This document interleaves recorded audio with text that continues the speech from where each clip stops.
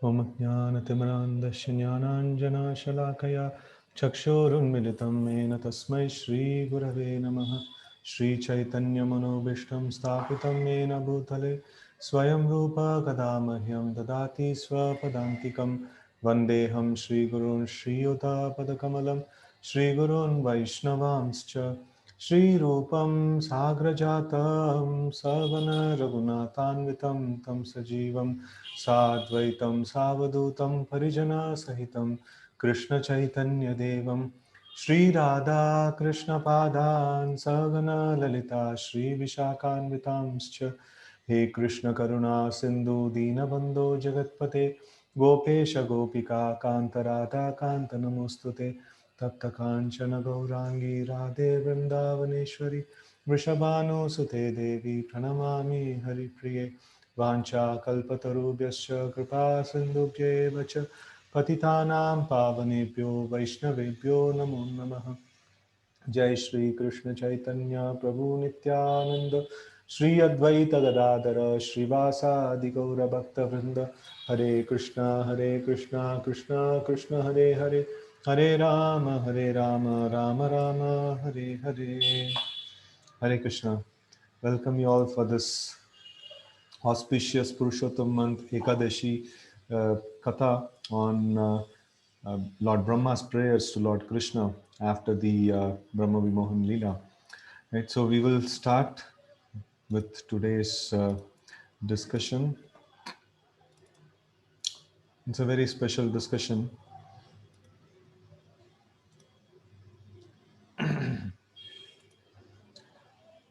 So we are continuing from 22nd sloka onwards. This very amazing realizations of Lord Brahma we will see in this section of prayers, and now we will see that how Brahma's like Brahma is actually able to identify the inner secrets of devotional service, and then his mood of devotional service, what he wants to do after realizing so much about Krishna. So all these very nice things we will actually see in this section today. Let's chant the sloka. तस्मादिदं जगदशेषमसत्स्वरूपं स्वप्नाभम् असद्दर्शनं पुरुदुःखदुःखं त्वय्येव नित्यसुखबोधतनावनन्ते मायात उद्यत् अपि यत् सद्इवावभाति. So here Lord Brahma is telling, therefore this entire universe, which is like a dream, is by nature unreal, nevertheless appears to be real. And thus it covers one's consciousness and assails one with repeated miseries. This universe appears real because it is manifested by the potency of illusion emanating from you, whose unlimited transcendental forms are full of eternal happiness and knowledge. A very amazing prayer where it says that this entire universe is like a dream, and it is by nature it is unreal.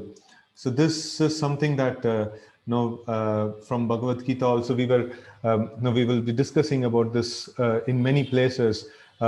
It appears to be real, but actually by nature it is unreal.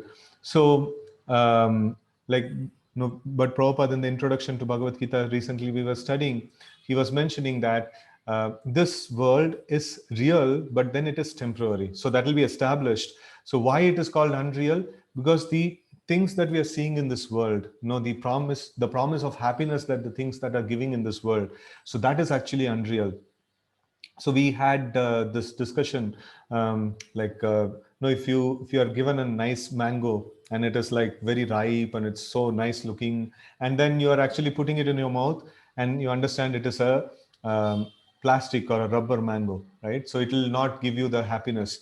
So that, like that, so the plastic or rubber mango is not a false entity. No, it is there, it is real, but then it is not real in the sense that it is not mango. It is not going to give you the juice of it. It is not going to give you the happiness or taste of the mango, actually. So in the same way, this material nature is real, but then it is not real in that sense that we are not dealing with people of that sense. No, we are all dealing with matter. So the dealing with matter is only ends up in miseries. So Krishna mentions in Bhagavad Gita, Ehi samsparshaja boha dukkha yone evate adyantavanta kaunteya nateshu ramate buddha. So this like contact with matter or contact with the sense objects is a short formula for misery, right? So, and here Brahma actually notes that, and he's telling that, this whole world is like a dream. It appears to be real, but actually it is unreal. No, unreal in the sense that we are not dealing with the actual things, right? So we are dealing with matter.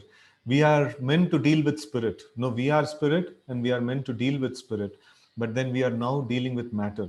So that is why we are again and again getting into miserable situations. So why is this world appears to be real? So Brahma also mentions that it appears to be real because it comes from you, Krishna. So that is why it is real. So if it is not, no, if it is not originating from Krishna, so then it is not going to be real. Anything that is real must come from Krishna. So anything that is not in connection with Krishna is considered to be Maya. It's considered to be this one. Bhayam dvitiyad abhiniveshatashyat ishadapetasya viparyoyo smriti. So when something is different from Krishna, so then it is definitely Maya or illusion. And illusion causes fear, illusion causes anxiety, illusion causes miseries and things like that.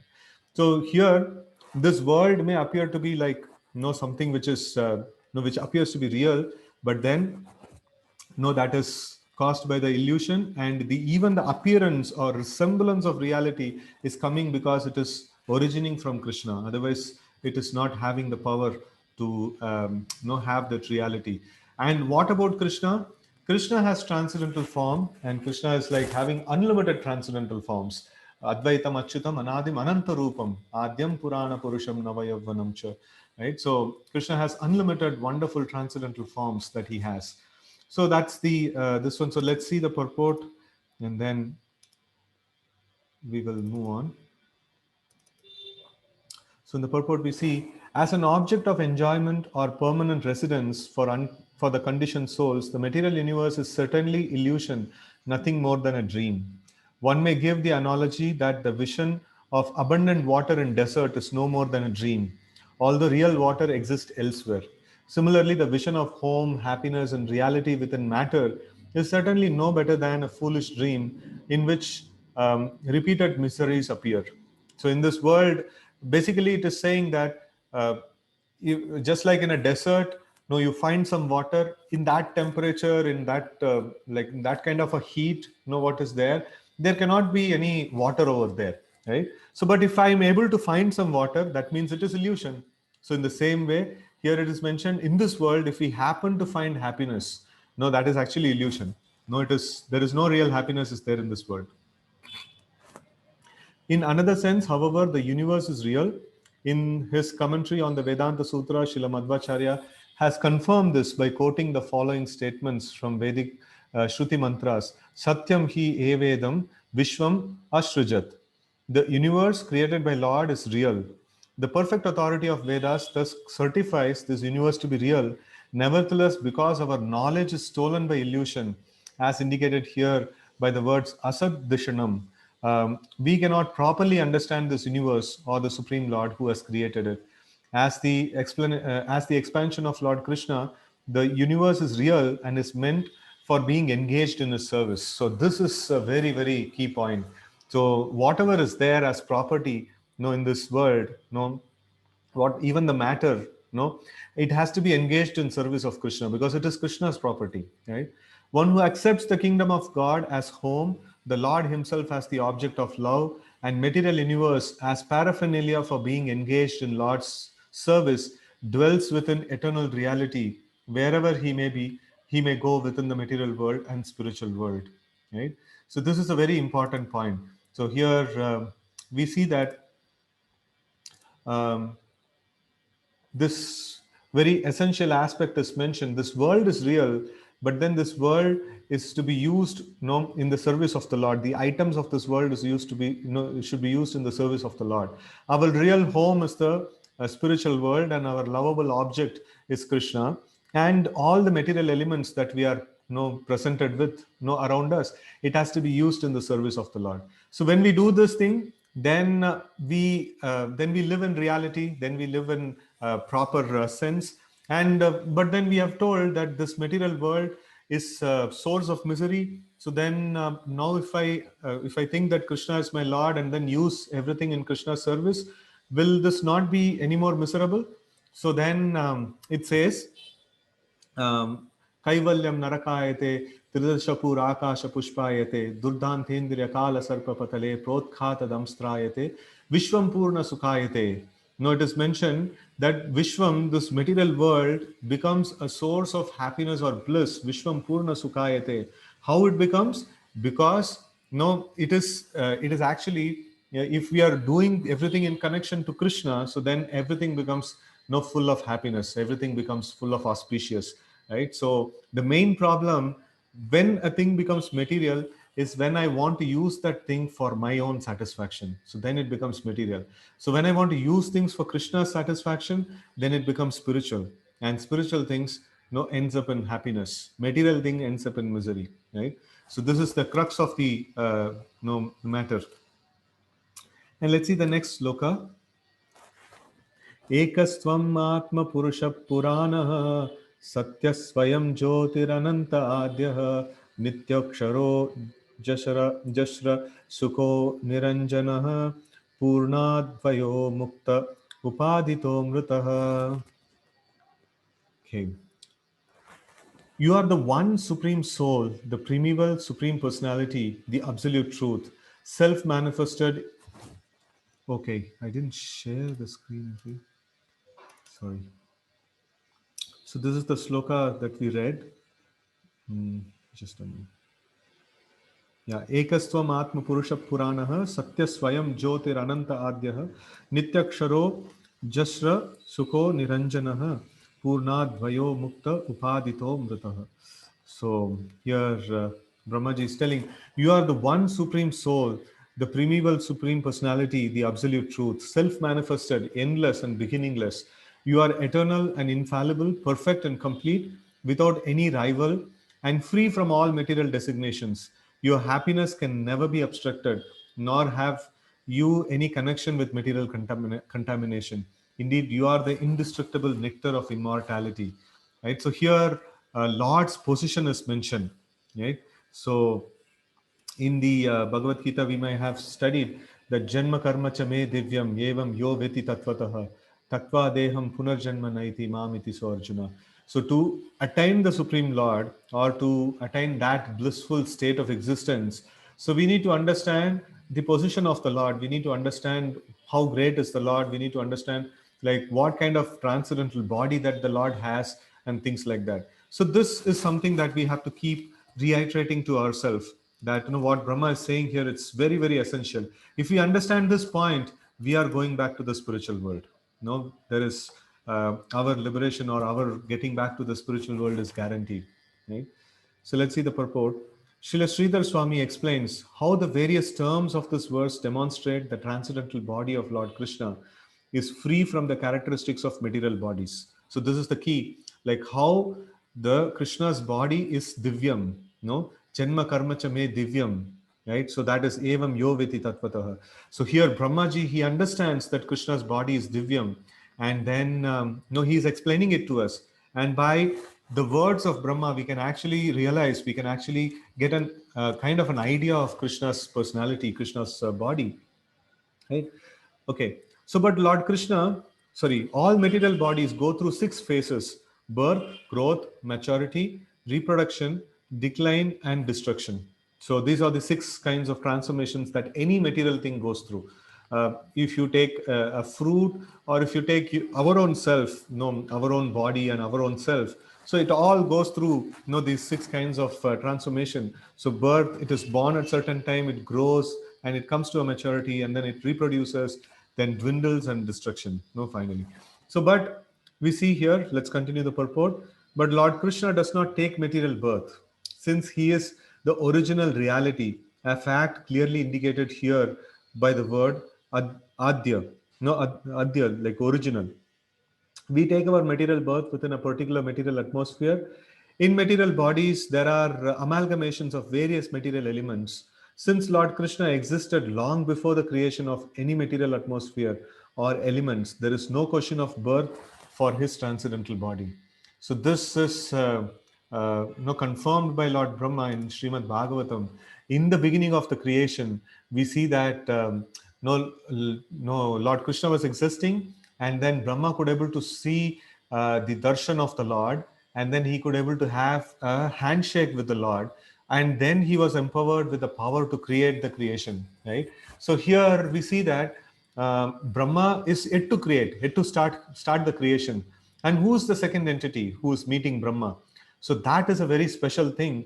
If Krishna was there and he actually showed the Goloka Vrindavan, and that is why Lord Brahma in his other prayer, that is Brahma Samhita, so he says, Goloka eva nivasati akilatma bhuto govindam adi purusham tamaham bhajami. So he very, very clearly says, Goloka eva nivasati. Right? And then we all sing in our daily morning darshanarti. We say that how Lakshmi Sahasra Sata Sambrama Sevyamanam Govindamadi Purusham Tamaham Bhajami. Right? So we have the very amazing description of the whole of the spiritual world, and especially the Goloka Vrindavan planet. So that vision which Lord Krishna gives to Brahma is actually of the Goloka Vrindavan planet. So we see that Krishna is always existing, even beyond the material creation. And in this world, when Krishna appears to take birth, so it is only just, it is mentioned as how a sun actually appears. So sun is appearing to take birth from the ocean, but then actually it is not taking birth from ocean. The sun is always there, and it is just appearing over there. So in the same way, Krishna, when he appears here, that's why it's called as appearance day. We don't say Krishna's birthday. No, it is Krishna's appearance day, because he was always there and he just manifested himself at this point in time in this particular planet. So that's how we can actually understand this particular aspect. So Krishna was not having a birth like all of us. So now the six things that were mentioned, the material bodies that undergo birth, growth, then maturity, then reproduction, dwindling, and finally destruction. So one by one, the acharyas are actually negating it. No, it is mentioned that how birth, Krishna is not taking birth like us. So Krishna just appears in this world, right? And let's continue the purport. He says, similarly, the word Purna, meaning full and complete, refutes the concept that Krishna could grow. No growth. No, Krishna is Purna. Why should he grow? Like he is always complete. There is nothing that is incomplete in him that he has to make himself complete. There is nothing like that. He is full. He is Purna. Since he is ever existing in fullness, right? And when one's material body becomes mature, one can no longer enjoy as in the youth, but the words Ajashra Sukha, enjoying unobstructed happiness, indicates that Lord Krishna's body never reaches so-called middle age, since it is always full of spiritual youthful bliss. The word Akshara, undiminishing, refutes the possibility that Lord Krishna's body grows old or declines, and the word Amrita, immortal, negates the possibility of death. No, Amrita means death. No, Mrityu means death. Amrita means like that which cannot die. So the Lord's personality is explained in this way. How okay, one may ask this question that like okay, in other words, let's continue the purport and then discuss. Lord Krishna's transcendental body is free from the transformation of material bodies. The Lord does, however, create innumerable universes and expand himself as innumerable living entities.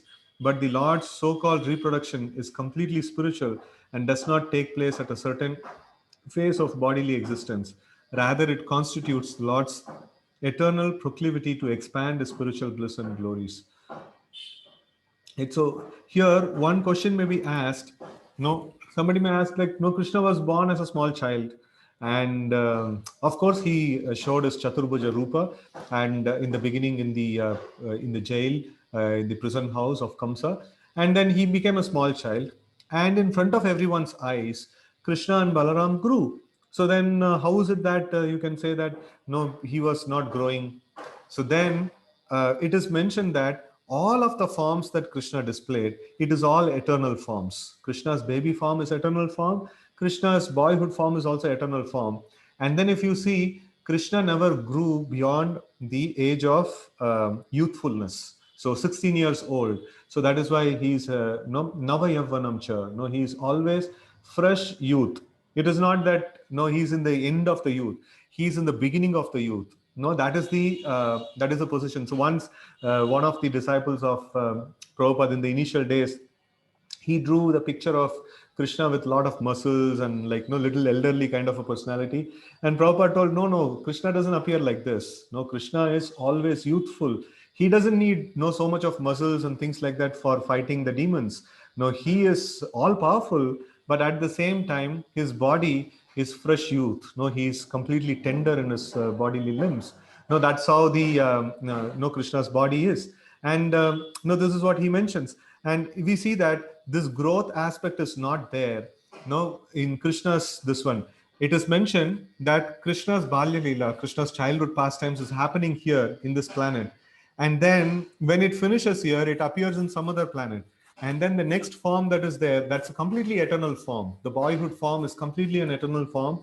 And then the next form, no, all the different forms that Krishna shows, it is not something intermediate. No, we have intermediate forms, right? So we were a small child, and when we grew up, no, we had many, many intermediate no bodies that we had. And then right now we have a particular kind of a body. So, but then, no, this was not the case in no for Krishna. So for Krishna, it is all this, like all the forms that he displayed, it is all eternal. There is no intermediate, there is no growth and things, stuffs like that, right? So all the forms of Krishna are eternal. So let's continue. As the Lord states in Shruti, Purvam evaham ihasam, I alone existed in the beginning. Therefore, here the Lord is called as Purushaha Puranaha. So Purusha means the enjoyer, and the Puranaha means like very old, or the primeval enjoyer. So the original enjoyer. The original Purusha expands himself as the super soul and enters every living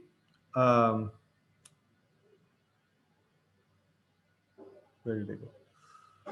Enters every living being. Still, he is ultimately absolute truth, Krishna, as stated in Gopala Tapani Upanishad. Yes, Sakshat Parabrahmeti Govindam Sachidananda Vigraham Vrindavana Sura Bhuruha Talasinam.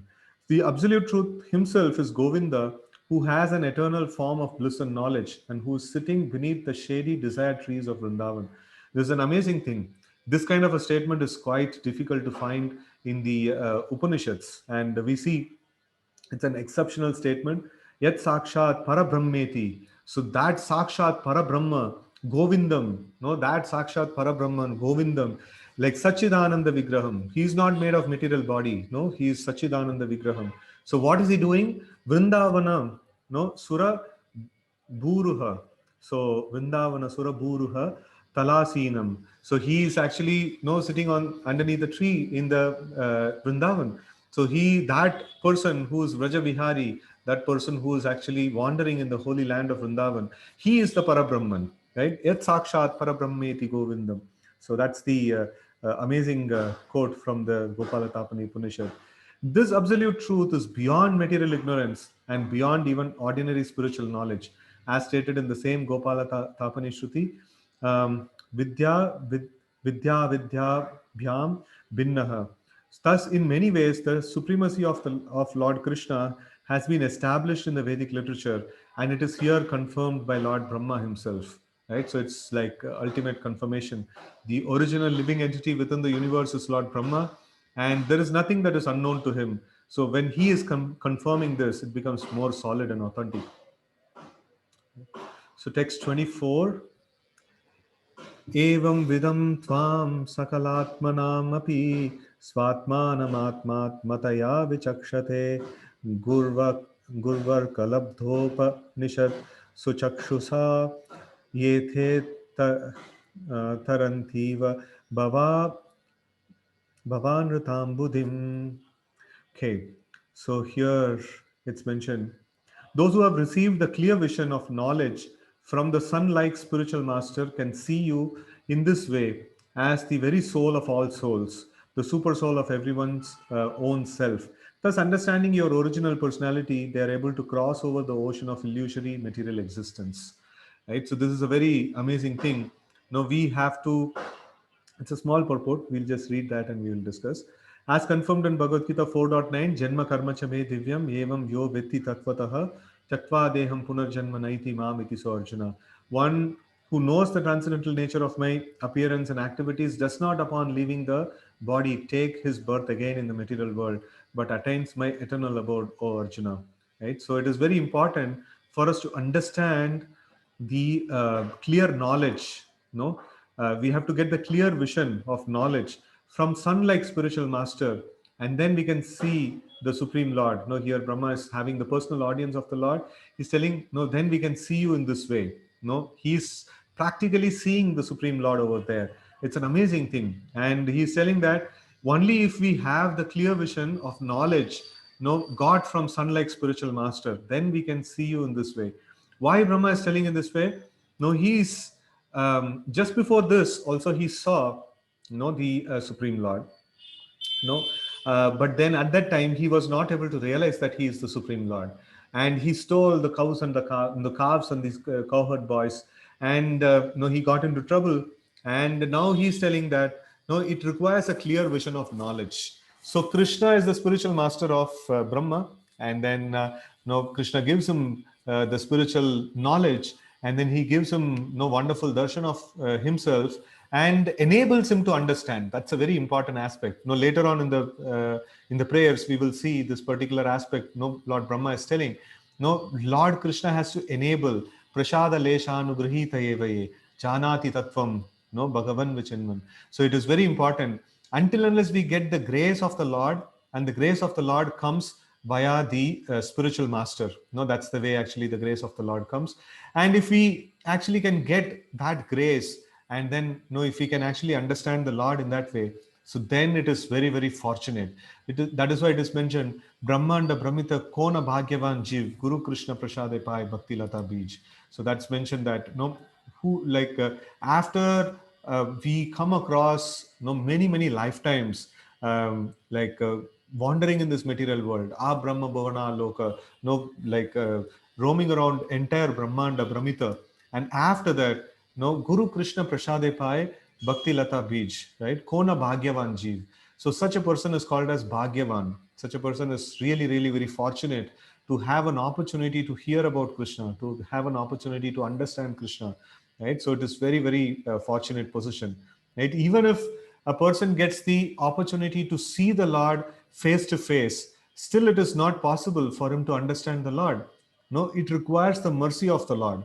So there is a very nice pastime in Chaitanya Charitamrita where Sarvabhaum Bhattacharya, he was a Mayavadi sannyasi, sorry, not Mayavadi sannyasi, Mayavadi scholar, and he used to even train, he used to even advise the sannyasis. No, he was so like very, very powerful kind of a personality in his in his scholarship and knowledge and things like that. And he had the opportunity to see Sri Chaitanya Mahaprabhu.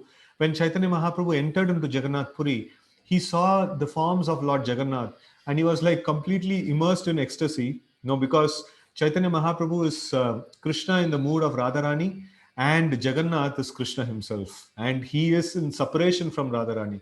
So that's why Jagannath actually shows that kind of a form of big eyes and shortened hands and things like that. So someday we can discuss that. But then today we are discussing about this aspect of no prasada leshanugrahita eve. Anyway, that sloka is also going to come later in the prayers. So here we see Chaitanya Mahaprabhu seeing Jagannath, and he is falling unconscious, and Sarvabhaum Bhattacharya is the head priest over there, and he actually carries he orders the men over there to carry him to his home, and Chaitanya Mahaprabhu is carried to the home of Sarvabhaum Bhattacharya. And he is treating Chaitanya Mahaprabhu. He is thinking that, okay, this young sannyasi has got some kind of problem, and like probably no, he's acting, or he's really really he's into ecstasy, or something else happened, some disease or something like that. So Sarvabhaum Bhattacharya is trying to analyze, and he's doing so many things. He's personally having the Mahaprabhu's body with him, and then he's analyzing him. So, but even then, he is not able to get the devotional sentiments towards Sri Chaitanya Mahaprabhu. So, and then later on, he gets the association of Gopinath Acharya. So, he is Sarvabhauma Bhattacharya's relative and a devotee of Sri Chaitanya Mahaprabhu. And then, there is a nice discussion between Sarvabhauma Bhattacharya and Gopinath Acharya. And later on, he becomes a devotee. And Chaitanya Mahaprabhu confirms this because, no, you, like Gopinath Acharya, you are a devotee. And then you prayed for Sarvabhauma Bhattacharya. And because of that Sukruti, he is able to become a devotee now. Otherwise, it is not possible. So it requires the mercy of the Lord to become a devotee of the Lord. Now, just like that, anybody cannot become a devotee of the Lord. So it is very, very important principle here. So that's why no one has to achieve the mercy of the spiritual master, gain the mercy of the spiritual master, and then a person can get clear vision. No, that's why in the Guru Vandana prayers we sing Chakshudan Diloje Janme Janme Prabhu se. So that person who gave the Chakshu, no, that person who gave us the eyes to see this world, eyes to see Krishna, no, that is the spiritual master. So such a person, no, let him be my master life after life. Janme Janme Prabhu say, let him be the master life after life. So that's how we actually offer prayers. So here Brahmaji is also telling that I was not able to realize you, Krishna, before, but then now, like, no, you have given me the vision, you have given me your mercy. That is why I am able to see you as the Supreme Lord and in your transcendental and most perfect form as the childhood form of Krishna in Vrindavan, and with his cowherd boys and the reality of Krishna and the his relationship with the cowherd boys and his dear devotees in Vrindavan. This is so amazing actually, and Brahma is able to get that glimpse of Krishna's personality, and that's why he's telling it is not possible without your mercy. It is not possible, Krishna, to have such a darshan, to have such an realization. And let's see the next sloka. Atmanam evatmat आत्मानमेवात्मतभ्या विजानतां तेनैव जातं निखिलं प्रपञ्चितं ज्ञानेन भूयोऽपि च तत् प्रलीयते रज्ज्वाम् अहर्भोग भवा भवौ यथा. So here Lord Brahma is telling a person who mistakes a rope for a snake becomes fearful, but he then gives up his fear upon realizing that the so-called snake does not exist. Similarly, so for those who fail to recognize you as the supreme soul of all souls and expand the expansive illusory material existence arises, but knowledge of you at once causes it to subside. Very, very powerful sloka. It says that we are all tormented by material miseries. We are all tormented by one problem or other, some or other problem we have. And here the ultimate solution for all the problems. Till the time we don't understand Krishna, we don't understand how Krishna is present in every sphere of our life and every atom, every sphere of entire existence. Till the time we don't come to this kind of realization, we are going to keep seeing the material nature, or we are not going to keep seeing the material illusion. And the illusion is what is causing us so much of misery and trouble. And if we can get Krishna consciousness, if we can realize Krishna, no, that's the solution for all the problems. No, we once for all the problems are solved. Let's see the purport. Those submerged in illusion see material existence as infinite, just as one who is submerged in water sees only water all around him. Now, I don't know how many of you have experience of this. Sometimes when we take a bath in the ocean, and if we are washed off, and if we have lost our feet to the ground, so then we get this kind of an experience that anywhere you see is only water and nothing else you can actually see, and you are trying to extend your hands and legs in different places. You're not able to hit any object anywhere. So no, it's like we are submerged into the material. If we are submerged into the ocean, so then we will only see water everywhere, and we will be like suffering for our breath.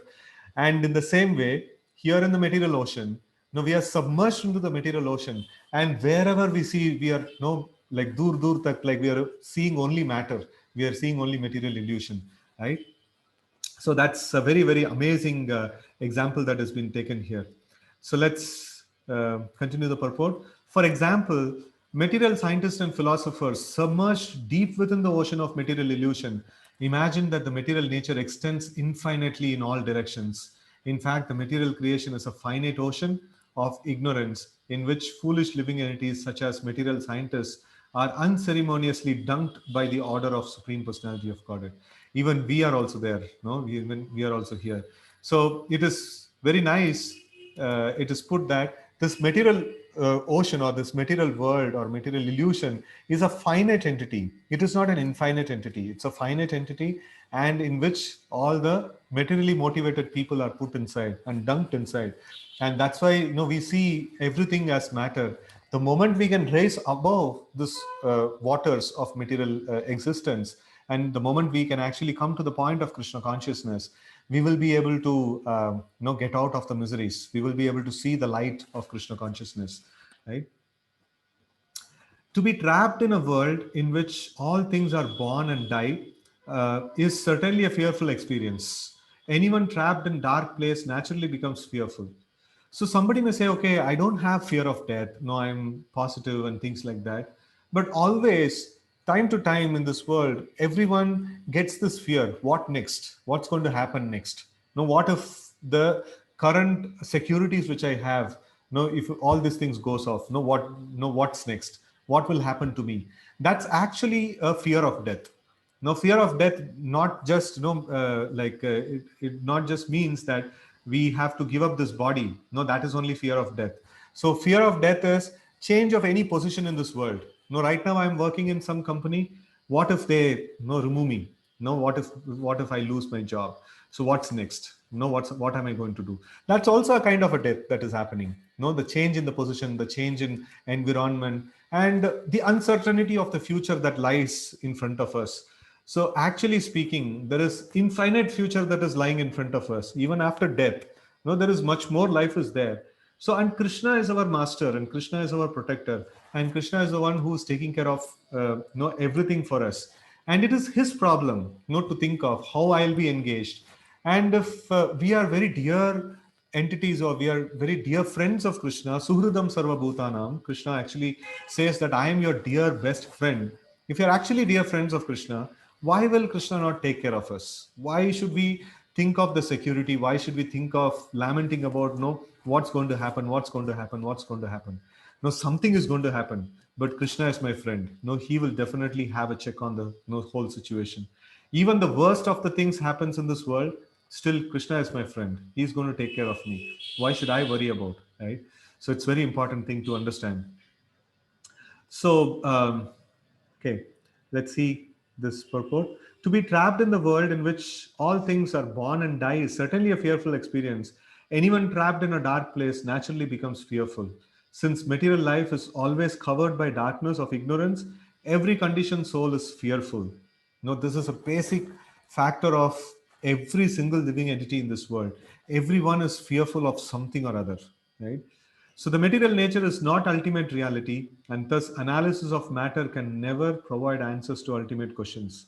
The dark, snake like existence called material life immediately disappears as soon as one opens his eyes to the bright light of Krishna consciousness. So this one. No, we just need to open our eyes for Krishna consciousness, and then we will be like saved from this darkness of no ignorance and illusion. It's a very very powerful and deep purport actually. No, we have to wake up to the reality when we have to see the real aspect of the life. And no, this material nature is not going to stop. The material nature is going to be full of problems, full of miseries, and this is how it is going to be. And we have to open our eyes for Krishna consciousness. And one thing that often happens is devotees tell that we have a lot of anxiety that is there, and we have when I start thinking about my future, when I start thinking about how I should plan my things and things like that, it always ends up in a misery. It always ends up in a kind of a question mark and things like that.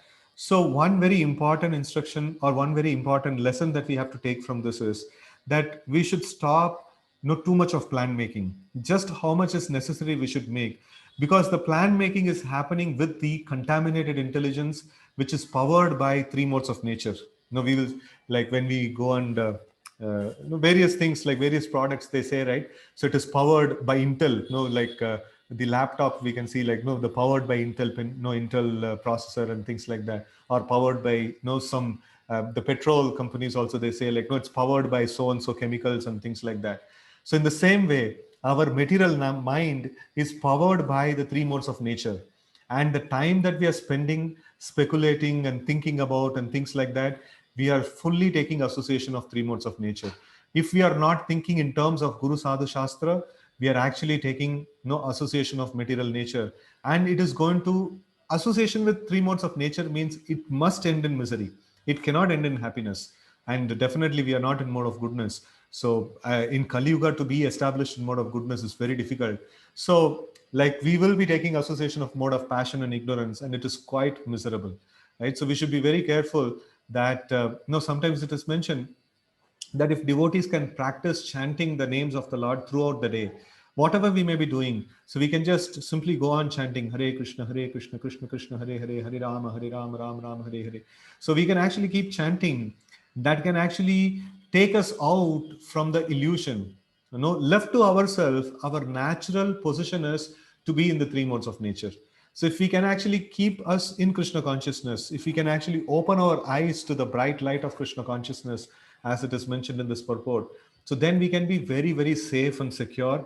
We will feel a deep sense of happiness within. All the fears of this material world, all the fears of the future, all the fears of the uncertainty that is there in this world, everything actually will subside, everything will come down. So this is a very important point. So many times devotees say, recently like there was an interaction with my spiritual master, and I was just asking him that one devotee has approached me with the case of depression and things like that. He's going through depression and things like that, and I asked him like what should I do, how should I guide. So like Guru Maharaj told that it is how can a devotee be in depression? So it is not possible. So that's a very revealing kind of an expression. A devotee means he's constantly remembering Krishna, or at least he's trying to remember Krishna constantly. And if he remembers Krishna, he's free from three modes of nature. And if he's free from three modes of nature, it is end of all miseries, right?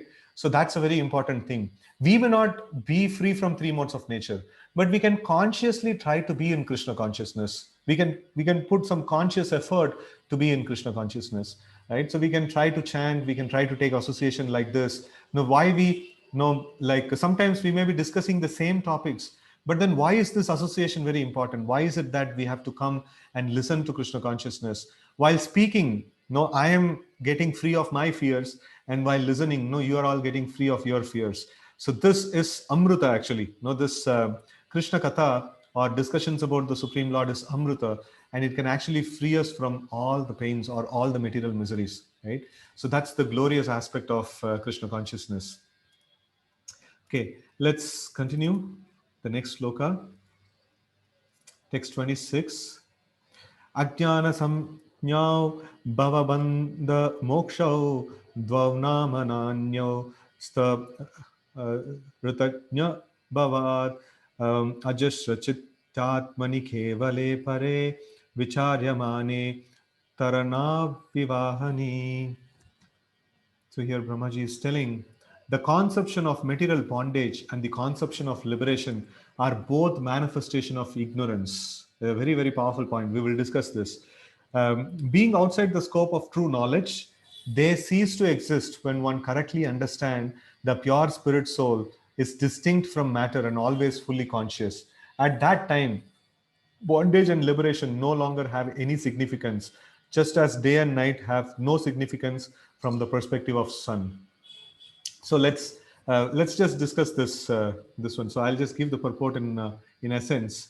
Um, we'll try to cover a few more slokas here, and then we will discuss the essential aspect of this sloka. It's a very powerful point is mentioned here. Brahmaji is mentioning that if this world is false, no, it is world is false in the sense ki, no, it's like a rubber mango. Rubber mango is false because it is not giving me the juice of mango. The rubber mango itself is not false. So, but then no, it is not having the original purpose. The mango is to serve me a juicy and tasty juice. No, that is the actual purpose of mango. So in the same way, this material world, any existence, anandamaya abhyasat, no, our existence is meant to be in happiness, but this material world is not going to give us that. The material world is, no, in that sense it is false. And if the material world is false, liberation from material world is also false, right? So that is the argument that is put. It's a very logical argument. It's a nyaya aspect, no, it is mentioned here. It's a very, very interesting argument. So why it is so? The material nature is false. No, I'm in a false kind of a situation, and getting out of the false kind of a situation, just no, negating that falsity, no, can I come into the true reality? No, it is not possible. The true reality is life in Krishna consciousness in the Vaikuntha Loka or in the Goloka Vrindavan. And just by getting liberation, or just by escaping the material miseries and going out of the material world, no, that's not the reality. That's just the negation of the false. And I'll just come to the neutral. And in the neutral, it is still not the positive, right? So it is still not the positive. So that's the aspect that is mentioned here. So pure spirit soul, like when we actually understand, no, we are not the matter, we are spirit. That's the aspect of jnana, and that is not sufficient. We have to go beyond it, and we have to say, we have to find out that we are the part and parcel of the Supreme Lord. We are meant to serve the Supreme Lord. So, and we are meant to serve the Supreme Lord according to his desire. So when we come to that point, so then it is positivity. No, then it is considered to be real liberation. In fact, Bhagavatam describes liberation like that. Muktir hitva anyata rupam swarupena vyavastitihi. So like actual mukti, no, like generally the word mukti is a negative word. So I just want to get out of some problematic situation. No, that's mukti. So, but then the real definition of mukti, or Vaishnava definition of mukti, is to be established in one's swarupena vyavastitihi. So, like to be established in one's swarupa. And what is our swarupa? Our swarupa is to be a servant of Krishna, right? So that's the swarupa. And here it is very nice example that is quoted. It is mentioned that now how there is day and night is there, but for sun, no, is there any day and night? So like day and night is caused because of sun, but there is no day and night for sun. Wherever sun is, it is day only, and absence of sun is called night, right? So in the same way, no, the living entity, no, for him this material illusion and reality and all those things, moment he comes to the spiritual plane, everything that exists is only reality. No, this liberation and the bondage and all these problems are completely gone. No, he's no more actually affected by this problems, right? So let's go to the next sloka. This is the essential aspect that is there in that particular sloka. Let's see the next sloka. Tvam atmanam param matva param atmanam yevacha atma punarbhay bahir mrigya aho nya janathan jata janatan sorry janatanyata. So let's see the translation. Brahmaji is telling, just see the foolishness of those ignorant persons who consider you to be some separated manifestation of illusion, and who considers the self, which is actually you, to be something else, the material body. Such fools conclude that the Supreme Soul is to be searched for somewhere outside your Supreme Personality. So there are so many scholars, there are so many very, very famous like godmen, in the internet, they all come and give this one big bhashan of how to find the absolute truth, or absolute truth is beyond your experience and you just have to do some experience and things like that and all. So much of crap that they speak about. But actually here Brahmaji is lamenting that you, my Lord, is the transcendental personality, the absolute truth, the ultimate goal of every living entity, and you are there and right in front of me. I'm able to have your darshan. But the fools of this world, they don't accept this. They think that no, the body, that body of Krishna, body of you, is made of material energy, and then they try to search out the absolute truth somewhere else, which cannot be seen, which cannot be perceived, and things like that. So Brahmaji is actually having so much of anxiety for all the living entities who are foolishly trying to think that how like misunderstand Krishna. And Krishna also mentions that the fools, they consider when I appear in this world, the fools, they consider that I appear just like one of them, right? So no, that's the unfortunate situation. So the people in this world are completely foolish, right? So they are not able to understand. So now one may say that this is quite obvious. No, Krishna's glories are quite obvious. The scriptures are talking about it.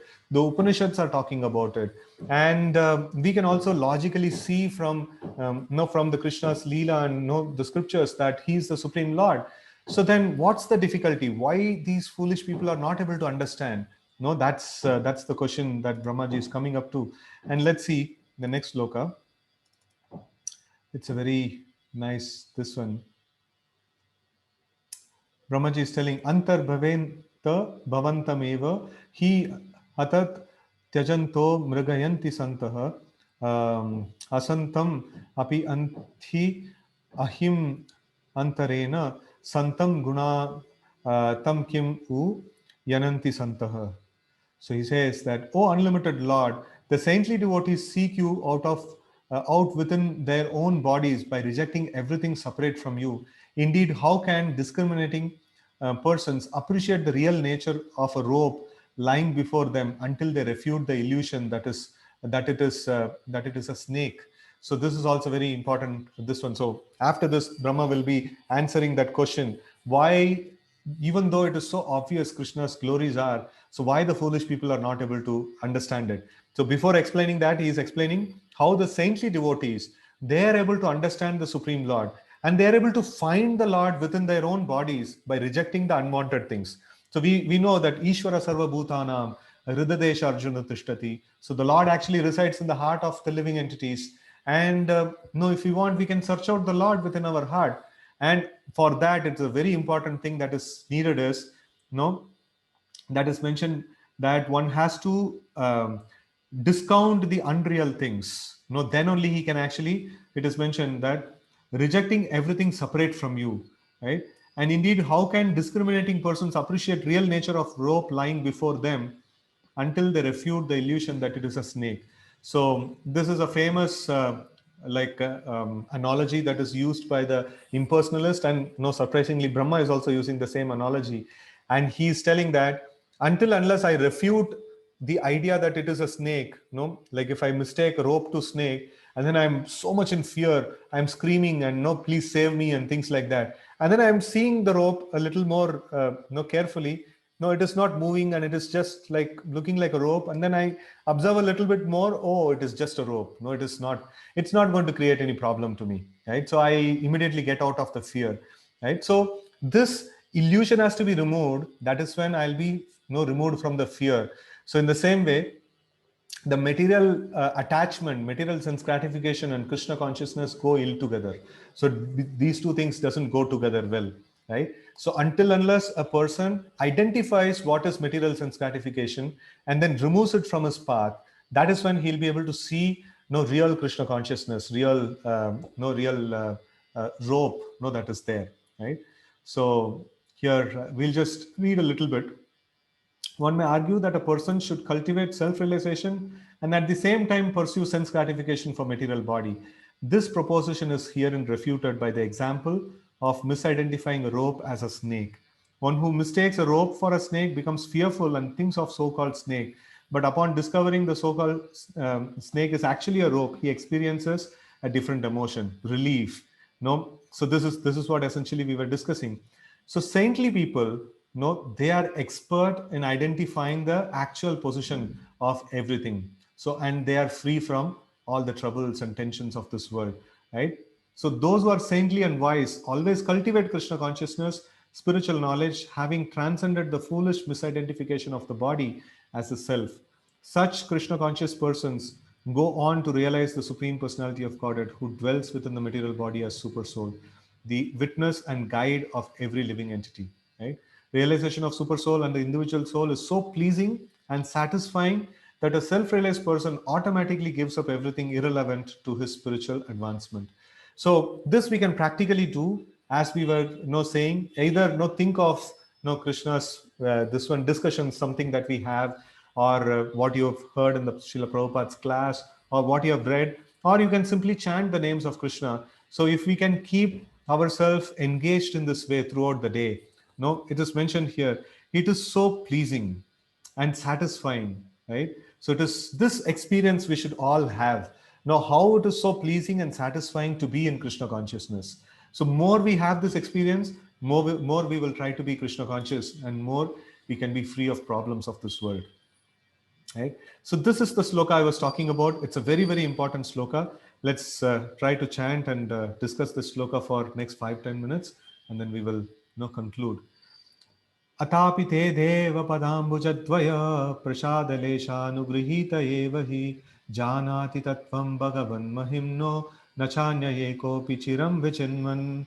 It's a very, very important sloka. Devotees can memorize this also. Srila Prabhupada also often cites this sloka in many, many places. This is a very, very important line. Prasada leshanugrahita evahi. Even if I get a little bit of mercy of the Lord, prasada means mercy. Even if I get a little bit of mercy of the Lord, no, prasada lesha means like very, very little bit.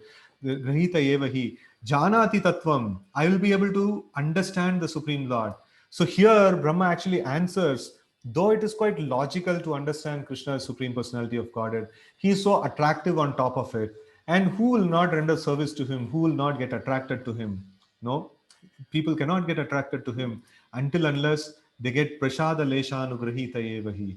Until unless they get the mercy of Krishna, they will not be able to understand him. Janati tattvam bhagavan mahimno. Nachanya yekopi chiran vichinvan.